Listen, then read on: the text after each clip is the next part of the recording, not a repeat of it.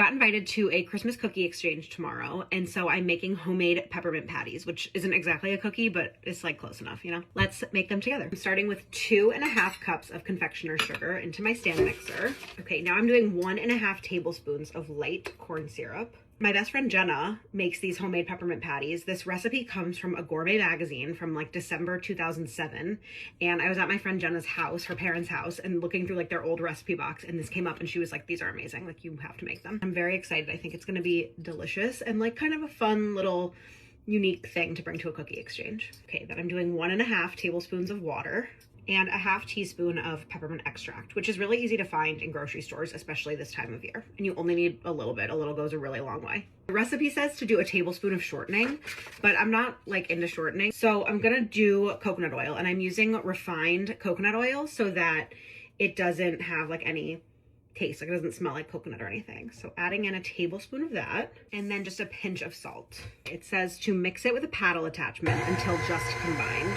Very pepperminty. Okay, it looks really dry, but it does hold together when you squeeze it. And it says to knead it on a work surface, so I'm gonna trust the process. Let's see what happens. Oh, I really need to move my sleeves up. I feel like it might need a cup, like, I don't know, a tablespoon more of water. My friend Jenna said that it's kind of toothpastey.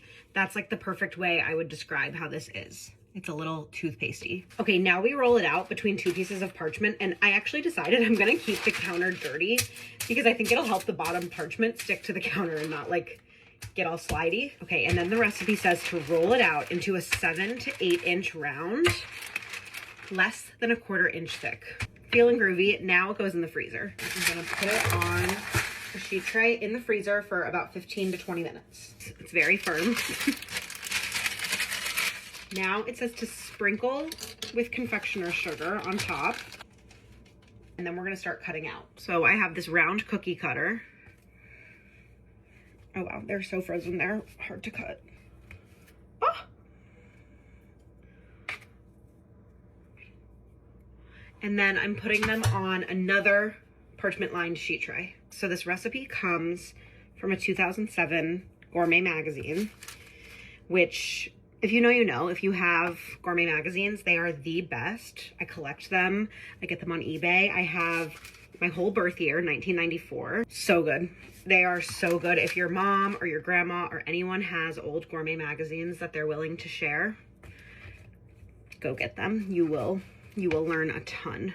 I got 19 out of that first little bit. And then it says that you can just roll it out. Okay, let's roll it out and do another one. See what happens. If I can get 30, I think it'll be enough. I really wanted 40, but if I can get 30, I think it'll be plenty.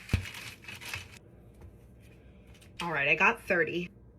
I have to go back in the freezer. It says for another at least 10 minutes, but I'm going to dinner. So I'm gonna put them in the freezer. I'm gonna go to dinner. I'm gonna come back, and I'm gonna, at the very least, coat these in chocolate, and then I'm probably gonna make another batch and coat those in chocolate too.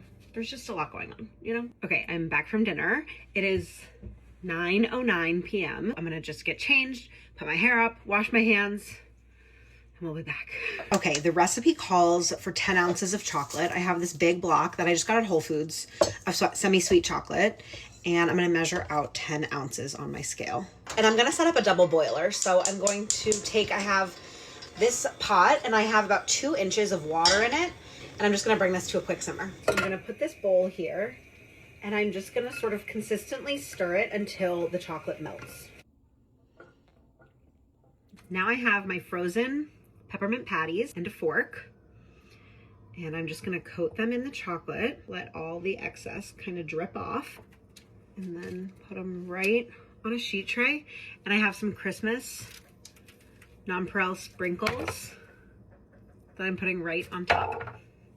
So peppermint patty in, drip off all the excess that you can, and then right on here, and some sprinkles.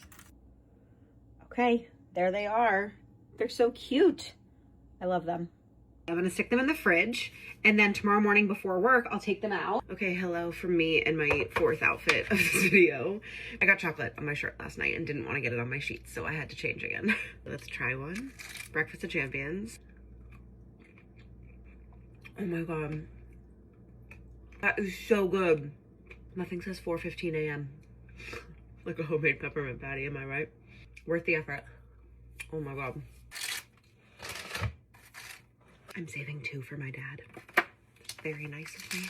You should make these. They're fire. They're a real treat. Okay, enjoy. Bye.